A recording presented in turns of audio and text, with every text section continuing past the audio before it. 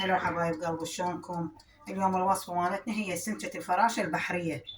هاي عندنا سمكة بحرية، هاي شوفوها، هذا شكلها. وهاي مكوناتها راح اسوي لها اني الخلطة مالتها. هاي عندي راس بصل، عندي كرفس، عندي ماية بصرة وحدة، وهاي عندي طماطاية، وهاي عندي معجون. هسه اسوي الخلطة مالتها واشوف لكم اياها.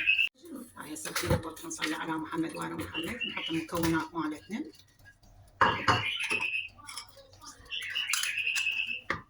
هاي هسه بهارات السمك، هذا ملح، هذا لامندوزي، هاي بقلب خاشوقة زيت.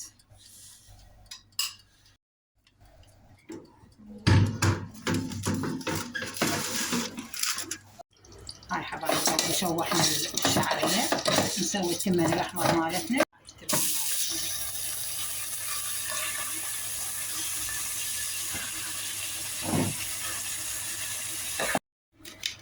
حطينا ماجي الغرف بدون ملح، بس الماجي.